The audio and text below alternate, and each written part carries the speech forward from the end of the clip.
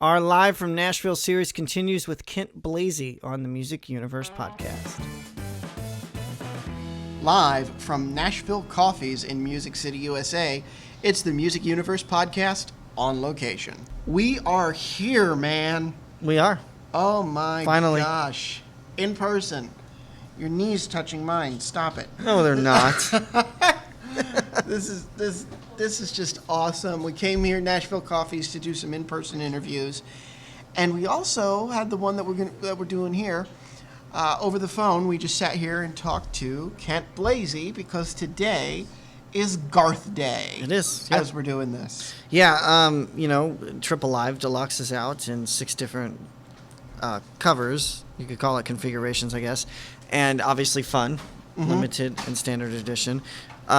We initially were going to do Kent in person, but due to COVID, decided not to. We had actually, either way, ran to Target in the morning to get copies, so... And they claimed they only had one cover. They weren't put out. The poor stock guy didn't know what he was looking for. So we're going to go back this afternoon, and hopefully everything will be out in the open. They should have the 4 covers, and they only had the one of fun. You're really pissed about this. Yeah, because this is what I'm talking about with physical media. Yeah. You know me and my love for it. Yeah. You can't even go to the store on release day morning and pick it up. You have to ask them for it. Walmart's the same. I've done it. Mm-hmm. And when you ask them for it, they don't know what they're looking for. And if they do, then you're lucky to find it. And it's just... I just don't know why that stuff doesn't get put out before opening. There should be a schedule. Especially when the app shows you that store has it in stock at 11 o'clock the night before. Yeah. So you think if you go that morning, you would find it, right? Yeah. Well, wrong. And this is not the first time. This is not the first store that's happened. But heaven forbid you ask them for it. Right. And they're annoyed that they have to go find it. So let's talk about the album, because we can fold our little review, because we have had access to Fun and to Triple Live Deluxe for the last 2 weeks. Yeah. I have said to you, and I want to see if you agree, I think Fun is his best album since his comeback. Man Against Machine was a little too melancholy, a la The Chase. Right. Gunslinger was a little too hokey. What I mean by that is, have you ever heard like an artist like, and I think of Dion when I think of this. Dion has The Wanderer, Runaround Sue, classic stuff, and then you hear new records and it just sounds like something not polished. I didn't think Gunslinger was polished up to Garth's standards. I could be wrong. 18 was a great song. Sugar Pill, if you got the box set version, was a great song. Sugar Pill? Sugar Cane. Oh my God. It's been a long morning. Sugar Cane and Pure Adrenaline were great, and Bang Bang about a heist is great, but as a whole record, missed the mark for me. Fun is just excellent. Fun is great. Gunslinger is great. However, I think the album titles should be switched. I actually think Gunslinger should have been called Fun. Okay. You think this should be called Gunslinger? Yeah. Because Fun, has a lot of great, obviously fun songs, but it's ballads, but I feel like there are more up-tempo songs on Gunslinger. Yeah. And that would have been the album to call Fun. But either way, I think they're both up there with each other. If you had to call Man Against Machine something that was not the title track, what would you call Man Against Machine? That's a good one. I would probably take lyrics from a song and call it something. I mean, it had a dark kind of title or a dark cover, so maybe Night Train. Yeah. But it's a song Midnight on there. Train, yeah, it's a song on there. I like know. Man Against Machine. I like that. That was a great one for the times. But it was so dark. It was such a dark album. I love the song, the album. I'm with you. All American Kid, I said it in my review when I released it, should have been the comeback single. Talks about being a comeback kid in there and stuff. Yeah. It should have... That should have been. Well, they should. If they're going to do a single from Triple Live, now that it's a solo album, the All American Kid version on Triple Live. Yeah, and no spoilers, just in case. I'm not going to go into detail. It's just a killer version. Is it It the is. version from the ACMs? No, because the ACMs, Didn't do that thing. yeah, and I don't know if they went in and re-recorded it for that, but he lipped it, remember? Sparked a lot of controversy. But Yeah. he was doing multiple shows a night in multiple cities and got a lot of flack for lip syncing a He 4-minute gets song flack on every the time ACM. he lip syncs. Well, he also gets flack for doing his job and winning Entertainer of the Year So more times than the rest. Yeah. What did you think of? That's another episode. What did you think of Fun? I loved it. I listened to it once, and I did that for a reason. Because I'm a physical guy. I want to get the album, and I want to enjoy it with the artwork while I'm listening to it. And if I listen to the digital, in fact, I just listened to the new tracks that I hadn't heard yet. Yeah. So, and obviously we've heard the first 7 that have been released for the last year or plus. So I waited. I'm waiting to re-listen to it as a whole collection when the limited is in my hand. Whenever I get back from this trip. Yeah. That's the thing with Triple Live. I thought there were 3. I didn't realize Much Too Young, which is the 4th, was one that hadn't been on there. Again, warranting a re-release. I don't know, especially if you took All Day Long out to put Much Too Young in there. I feel like additional tracks could have still been added. I'm not crazy about, honestly, his version of Fishin' in the Dark. I like the original. I could have seen that removed and maybe a couple others, but there are key Garth songs missing. I think Man Against Machine as the first song that opens the tour, his first tour back. I think Man Against Machine should have been. And this isn't set up as a show either. If you've listened to it, it opens with Friends in Low Places, so it opens with his biggest hit right there at front, and that's from the Ryman. So had it opened like an actual show and told the show story like he does in the concerts, I think that would have been more appealing. But the smart people take the TV versions of his concerts like Yankee Stadium, and then they turn it into audio. I have the audio of the Ryman. Oh yeah, I mean, you can get it. But as far as I made it, I recorded it. No, there you go. But I mean, as far as Triple Live Deluxe, I'm glad it got its, by itself. I wished, honestly, it would have come out by itself originally and then maybe appeared in all these other configurations. Yeah. So, since it is Garth Day, we are talking with newly minted, soon-to-be inducted Nashville Hall of Famer, Kent Blazy. Genius songwriter, wrote so many songs in my childhood, and now I have his number saved in my phone. Like, what is our life? Right? It's so good to talk to, and I didn't think we would get to talk to him again, but then this happened. Like you said at the top, we were supposed to interview him in person. His induction happened, and I said, we got to get him back and talk about this. Yeah. And I almost get the sense he's more comfortable talking about Garth than himself. Do you get the sense? Yeah, seems like it. I mean, and he credits, Garth obviously is launching his career on that side of things, and he's a very humble guy. So I'm really glad that we got to chat with him, even though it was on the phone. We'll catch up with him at some point. It was good. It meant a lot to me to do it with you next to me rather than everybody virtual. So yeah. Here's that interview with the incomparable legend Kent Blazy. Kent Blazy, welcome back to the show. I know we just had you earlier in the year, but some big news. Congratulations on the the Nashville Songwriters Hall of Fame. How are you? How does that make you feel? Well, it's a total honor.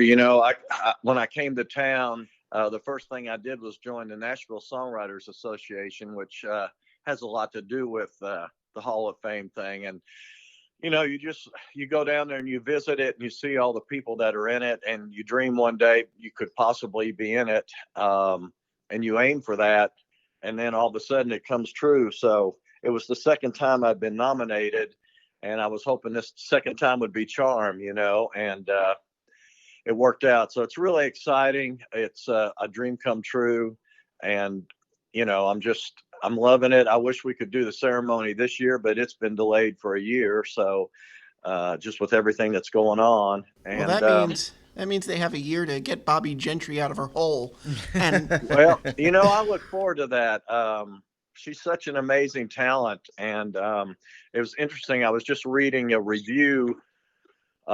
She put out that first album and was so huge, and then she put out another one and it was kind of a '60s time frame, and it was pretty eclectic, and it didn't go over. But it's now finally X amount of years later getting noticed as really a great album. So it was kind of interesting to read that article and then have her be nominated and get chosen to go in there. yeah, yeah, there's some amazing. It's an amazing class. What do you feel it says about your? I'm going to ask you to brag on yourself for a minute.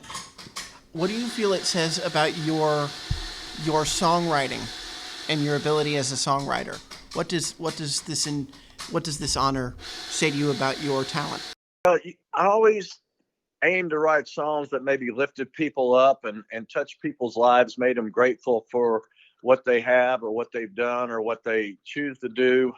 And I think a lot of the songs that I've had that have done that, that have been hits or near hits for people, have kind of encouraged that out into the world. And that's, truly my concepts from the time I came to town or even before, was just to give people hope, give people faith, lift them up, make them be in gratitude for what they have. And I feel like my songs have done that. And, I've been writing songs in Nashville since 1980 and had all kind of eclectic songs recorded by people you would never dream about. And so it's just one of those things of putting your head down and doing what you put here to do. Yeah, and you already mentioned Bobby Gentry, but Steve Earle, Brett James, and Spooner Oldham are also being inducted next year. And you guys will join 219 previously named elite songwriters for this. What does it feel like to be just in with all of these people, and especially with this class coming up, this year, technically? Well, the interesting thing is, Bobby Gentry and Ode to Billy Joel had such a big impact on so many people as far as storytelling, but also didn't really tell the whole story. You had to infer. And so, as a writer learning how to write songs, that was a big influence on a lot of people that I know. And then Spooner Oldham, I mean, he and Dan Penn are my heroes with that Memphis sound. I've got every record that they've done together, and I'm a huge Dan Penn fan, and he wouldn't be Dan without Spooner. And then Steve Earle, what can I say? I mean, he's the songwriter. Just came up from that Towns Van Zandt, Guy Clark, Texas kind of thing, and man, so it's just an honor to be in with them. And then Brett, I've done some shows with him. He's a fabulous entertainer, an amazing writer, and just a great guy. So he's really the only one out of the bunch that I know, but I just feel honored to be in there with him. That's great. And that grinding you're hearing, we're here at Nashville Coffees on Music Valley Drive, across from the Grand Ole Opry. They were kind enough to let us do this here, so promise it won't sound that bad on the actual recording. But they're having. I thought maybe you're at the dentist or something. No, I got that out of the way before I came. Yeah. Yes. So what else is going on? What else have you been working on since we talked to you? I know you had a COVID scare and you're good. Thank gosh you've come back negative. But what else have you been working on since we last talked to you this summer? Well, the big thing was, thanks to COVID and everything that happened, I was down in West Palm Beach getting ready to do a benefit that I've done down there for 15 years with Leslie Satcher.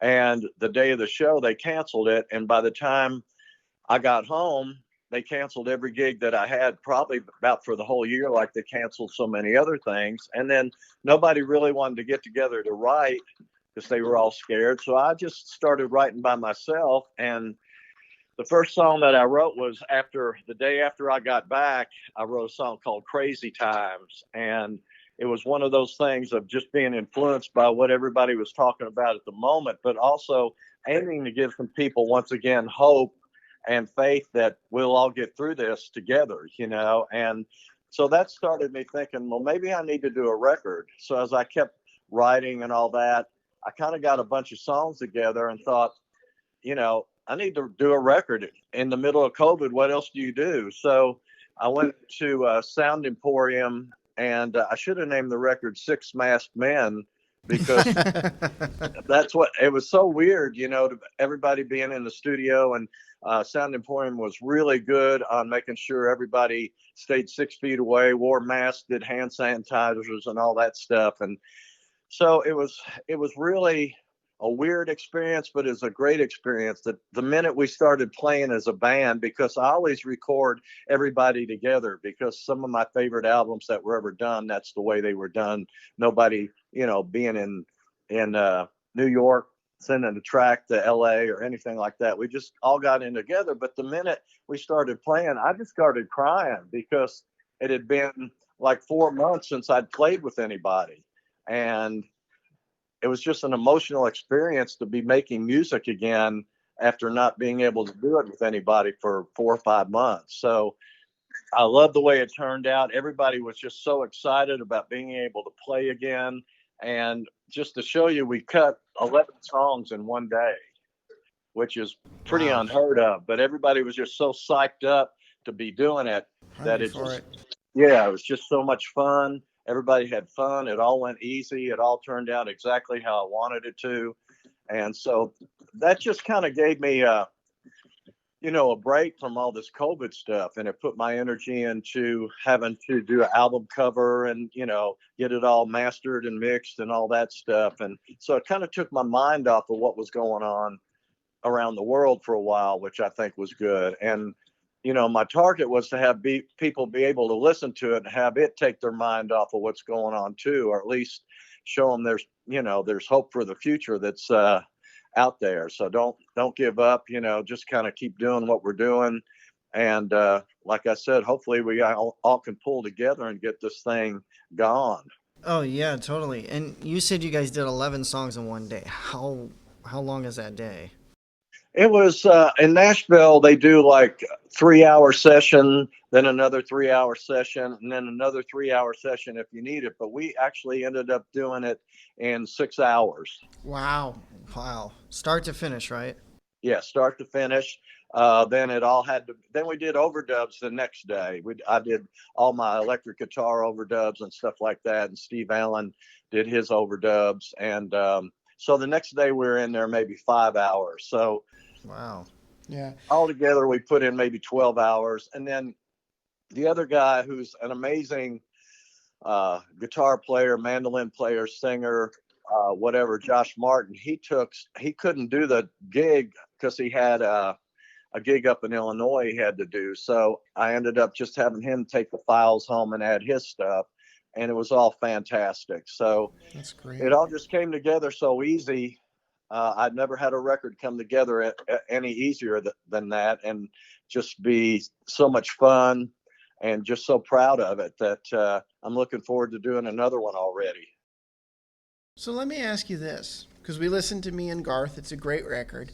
Today that we're talking to you, I think it's a national holiday every year since he's come back. We call this Garth Day, because there's always a Friday in November where the new Yes. stuff drops.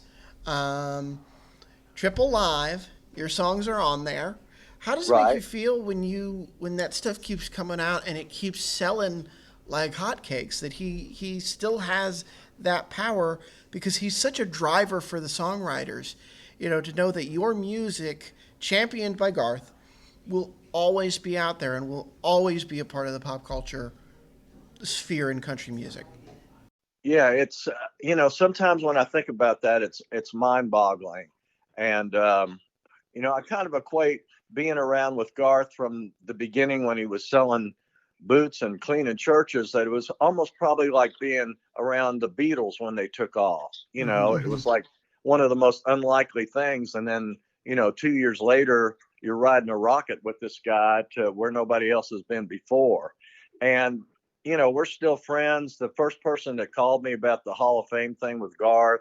And, he was as excited as I was for me to be in it. And that's just the kind of guy he is, that we're still friends after all this time.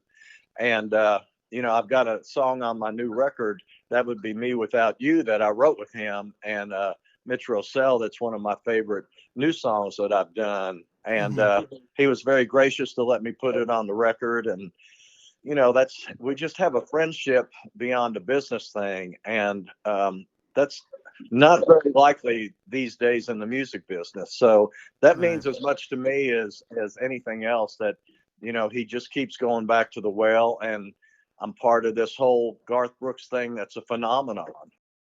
Do you have a song on Fun? I do not have a song on Fun.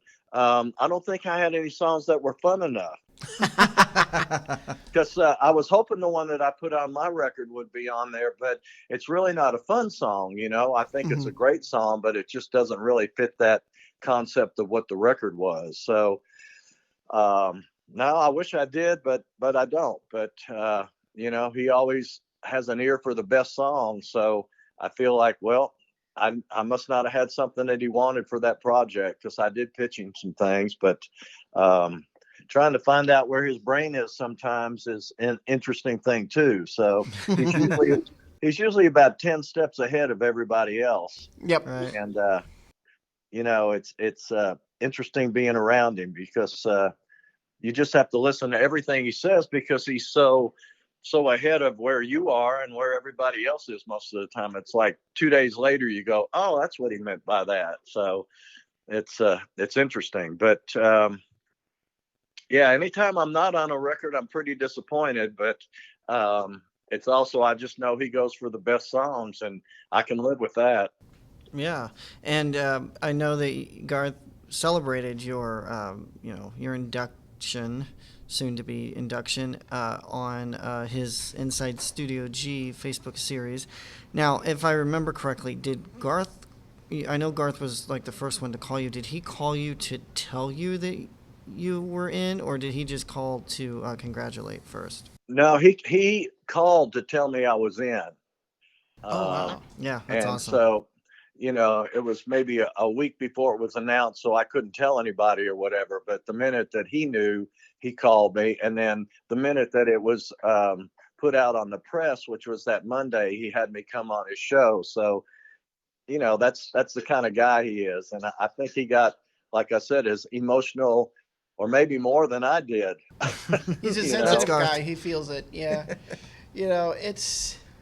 But it shines the spotlight on you, because the thing we don't like doing here, but we do it anyway, is you stand alone on your own merit. You have some amazing songs, you have a great career, and anytime, well, Garth, okay, it's not the case. You're just a damn good songwriter, regardless of Garth Brooks's fame and the meteoric rise.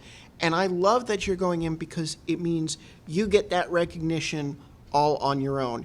Your work is popular. It's not popular just because of Garth. It's popular because it's damn good music. Well, thank you. You just made my day. Are we done now? Well, we've got about 5 minutes left. No, that's always been my target, just to write the best things that I can do. And I think that's part of the reason, the last 3 or 4 albums and years I've done probably an album a year, but I write what I choose to write these days. And I'm not really, I don't know, I guess I'm not country music anymore. I'm maybe more Americana or whatever, because I really don't jive with the country radio these days, as far as what they've been playing since it kind of moved into bro country. And that's not dissing anybody at all. It's just what they write is not my life. And so I've got to write my life and experiences that I have with people I know, or what I see out in the world. And it's just a different thing. And that's the great thing about it, being able to do your own record, is you can say whatever you want to say, and don't have to worry about anything. That's the challenging thing about the criterion going forward for the Hall of Fame. And I might offend people when I say this here, and Buddy, you'll probably agree that, like, okay, your songs are a part of pop culture. Your songs are because they're about everyday life. This bro country genre, the stuff that people know now, I don't think it rises to the level of somebody like a Kent Blazy to put the person who created the thing on the loop to get into the Songwriters Hall of Fame. So it'll be interesting to see what my life, writing my life, becomes, as this bro country, I think, turns back to a focus on songwriting, because I can't deal with that bro country stuff because Yeah. it's not quality whatsoever. Well, I don't want to sound like sour grapes or whatever, No. but it's like you look at the songs in the 90s, and I call them pull over to the side of the road songs, like Mm-hmm. I would put If Tomorrow Never Comes and The Dance and all those Garth things in there, but also like Walk Away Joe or the song Remembers When, Independence Day, all these amazing songs. And I don't really hear that many songs in the last 10 years that I think people will remember. I mean, for me, it's I drive your truck and House That Built Me, out of 10 years. And, that's not putting anybody down. It's just where are these songs going to be in 10 years or 20 years? Are they going to be the ones people remember? Or are they going to be the ones people did a mashup of 8 songs because they all sound alike? Yeah, exactly. Exactly. Well, Kent Blazy, buddy, you got anything else you want to ask? I don't want to cut you off here. No, We've got a few I minutes left. Yeah, Kent. come on, ask me some more questions. I like to talk about me. All right. Well, you said you like to put an album out a year. When can we expect this one? And are you working on one for maybe 2021? I am. I'm working on a 2021. Got. I don't think I have half of them ready, but I've got maybe 3 or 4 that I'm really liking, and uh, it just kind of fires me up to creating more. And I'm gonna let this record. It's getting really good press reviews and all that while it's out there, so I'm gonna let it kind of run its course, but just kind of be putting things together and see how the next album lays. And this one to me was probably the most rocking one I've done. And a lot of electric guitars on it, which is my true love. Before I came to Nashville, I was mainly an electric guitar player for people. And you move to Nashville and everybody writes on acoustic guitars, and that's fine. But I finally started to get my electric back on, and that was a big blast for me. Is just being able to turn up in the studio and I guess get your frustration or aggression out on an electric guitar on a song. And Oh yeah. can't really do that at the house. It doesn't go over too good with the dogs or your wife when you crank up an electric guitar, but Try playing drums. yeah, well, that is true. Yeah. Or a banjo. Oh yeah. Absolutely. So, that was a big part of the fun, was just getting in there and being able to play electric guitars. And Steve Allen, the other guitar player, he's just fabulous. And he kind of inspires me to do even more than I usually do. So it's kind of I almost feel like it's a Keith Richards and Brian Jones thing when we're together, or Tom Petty or Mike Campbell, because we come from the same background, but we kind of fire each other up to push each other further. And that makes it a lot of fun too. Well, one more before you go that came to mind. I know you said you pitched Garth some new tunes for fun. You have any co-writes currently scheduled with him, perhaps, that maybe will be on either one of your next records? Yeah, I've got one already that he's been talking about a lot on his show. And what's so funny, it's an old song, but he's got a mind like a steel trap, and he's played part of it for people on the show. And he gets requests and I get requests. I want to hear the whole song. I want to hear the whole song. And it's country as can be, but I'm thinking I may put that on the next Which one album. is it? I think I might have seen a YouTube video of a session you guys had done in a live audience. I might know it if you say. Which one is it? It would be, let me think of which one it is. The Future Ain't What It Used to Be. Oh yeah. Yeah. Well, yes, and then there's a song on Garth and Me that neither of us could track down.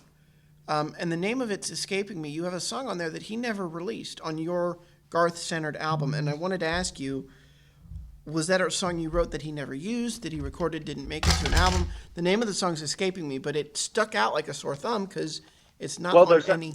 there's actually 2, and I did this to kind of confuse people a little bit. But right before we wrote Ain't Going Down Till the Sun Comes Up, he and I and Kim Williams wrote a song called Slow Down. Yeah.